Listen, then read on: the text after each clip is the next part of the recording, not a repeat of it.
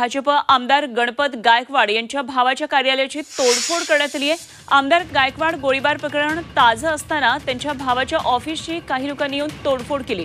कल्याण पूर्वच्या तिसाई परिसरामध्ये भाजप आमदार गणपत गायकवाड यांचे बंधू अभिमन्यू गायकवाड यांचं केबलचं ऑफिस आहे आणि या केबल कार्यालयामध्ये कार आणि टू व्हीलरवरून 5 ते 6 जण आले आणि त्यांनी केबल कार्यालयामध्ये घुसून कर्मचाऱ्यांना मारहाण केली।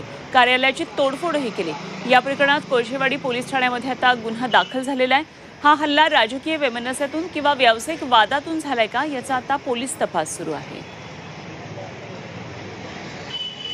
तिसाई केबल ऑपरेटरच्या ऑफिसच्या समोर आतील कर्मचाऱ्याची बाईक उभी होती।